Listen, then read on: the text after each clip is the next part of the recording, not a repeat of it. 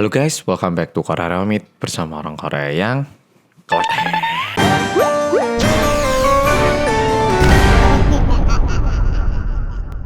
Akhirnya ini udah hari ke-15 untuk polo-polo nonton Ding Ding Dong, alias juga udah hari ke-15 untuk polo-polo berpuasa. Nah polo-polo, video kali ini bakal menjadi video yang menarik buat orang yang suka pergi mancing atau suka ngeliat laut. Dan sebenarnya cerita ini juga cukup ngeh ke aku, apalagi akhir-akhir ini aku sempat tertarik untuk pindah ke rumah yang ada pemandangan sungainya. Tapi setelah mendengar cerita kali ini, aku mulai sedikit percaya kalau memandang air terlalu lama itu bisa membuat kita berpikir sedikit negatif dan juga bisa berbahaya. Katanya lebih positif untuk melihat gunung ataupun pohon-pohon. Jadi langsung kita mulai cerita kali ini. Kejadian kali ini terjadi pada sepasang suami istri yang pergi liburan ke daerah pantai yang ada di Korea. Sesampainya di daerah pantai, pasangan ini langsung pergi ke tempat penginapan, mereka bayar dan mereka taruh barang-barangnya. Setelah itu mereka pergi makan siang, keliling-keliling, dan sekitar malam hari saat matahari udah mulai terbenam, mereka pergi ke restoran ikan mentah. Jadi orang Korea kalau pas pergi liburan ke daerah pantai itu mesti makan ikan mentah karena ikannya kan lebih seger gitu, jadi lebih enak.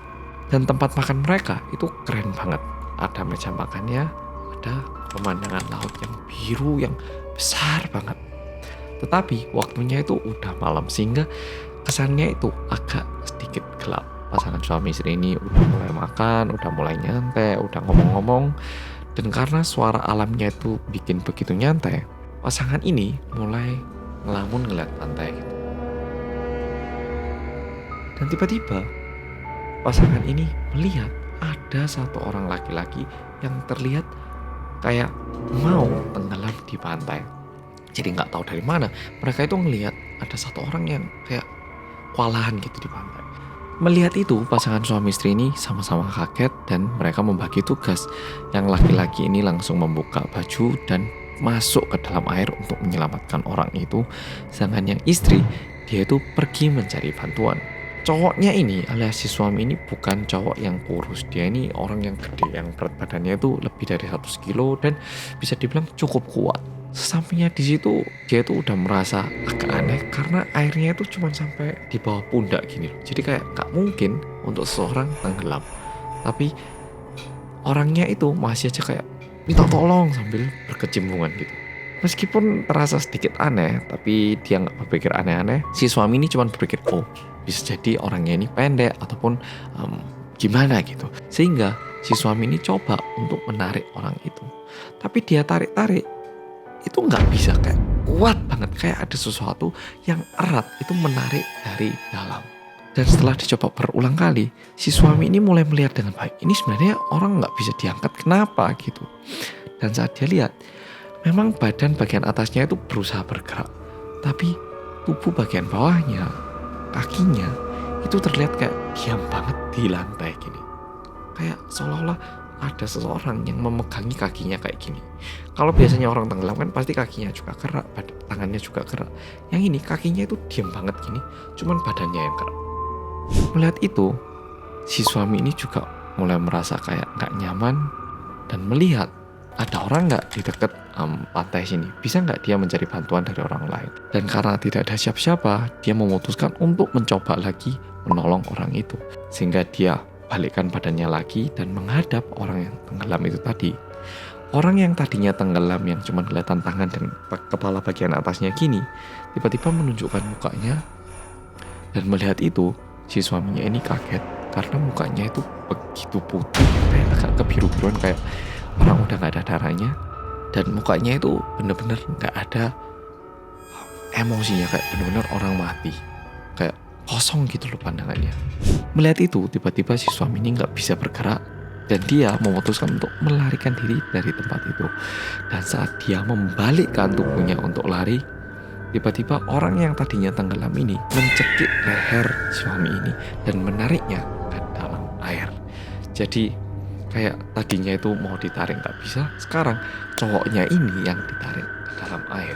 Si suami yang sebenarnya kuat ini pun akhirnya lama-lama juga kewalahan dan mulai kecapean. Dan dia itu udah kacau gitu pikirannya. Tiba-tiba dia itu ngerasa ada orang yang napuk mukanya. Dan saat dia buka matanya, ternyata yang napuin dirinya adalah pemilik restoran ikan mentah dan istrinya itu menangis begitu keras di sebelahnya. Setelah itu, dia tanya ke pemilik restoran, "Ada apa ini?" Pemilik restorannya bilang, "Sampean nggak tahu loh, itu loh, coba dilihat sana laut." Dan di laut yang ada itu cuman sebatang kayu yang ngapung. Jadi nggak ada orang yang berkecimpungan atau gimana. Dan setelah itu si suami dan istri ini memutuskan untuk balik ke tempat penginapan karena udah ada kejadian yang nggak nyaman gitu kan ya. Nah, sesampainya di tempat penginapan, waktu mereka mau ngelewati lobi, pegawai lobinya bilang, "Maaf, tapi nggak boleh tinggal bareng mas," gitu. Pasangan suami istri yang udah terganggu akibat kejadian sebelumnya, dia akhirnya agak marah dan tanya, "Tadi lo udah bayar kok dibilang nggak boleh, ini kenapa?" Staffnya itu keluar dari mejanya bilang, "Loh, bukan mas sama mbaknya, tapi cowok yang di belakang tadi mana ya? Tadi kan ada cowok satu lagi. Maksud saya itu kan satu kamar cuma 2 orang, nggak boleh 3 orang." "Loh, kok nggak ada ya?" "Oh, maaf saya salah lihat." Habis itu stafnya masuk lagi ke meja lobi.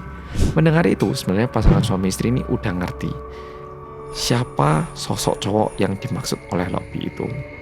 Tetapi mereka berusaha untuk tidak terlalu memikirkan tentang kejadian ini dan masuk ke dalam kamar, cepat-cepat mandi dan berusaha tidur. Dan untungnya mereka berdua berhasil tidur. Tapi tidak lama setelah itu, waktu suaminya tidur gini, dia itu merasakan ada satu tetesan air di mukanya. Tes. Dan saat dia buka matanya, cowok yang tadi dia lihat di laut itu muncul lagi tepat di depan mukanya. Dan dia kaget, dan untungnya itu hanya sebuah mimpi yang buruk. Dan karena cowok ini udah gak nyaman untuk tinggal di daerah itu, dia membangunkan istrinya dan bilang, "Aku kayaknya gak bisa deh tinggal di sini. Yuk kita balik aja ke rumah." Aku gak mau. Dan yang lebih menakutkan lagi adalah selama perjalanan pulang, cowok ini terus melihat sosok laki-laki yang dia lihat di dalam laut itu muncul sekilas-sekilas di spion, di cermin ataupun di bagian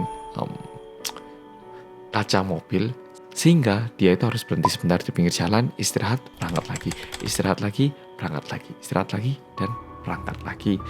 Tetapi untungnya mereka berhasil sampai rumah tanpa kecelakaan. Memang pantai adalah tempat yang bagus untuk liburan dan juga cukup memberi kesan yang menyegarkan buat diri kita. Tetapi kalau kita memandangi laut di malam hari saat begitu gelap, itu bisa membuat pikiran ataupun imajinasi negatif kita ini menjadi berlipat ganda dan membuat kita berhalusinasi dan percaya apa yang kita bayangkan adalah sebuah kenyataan.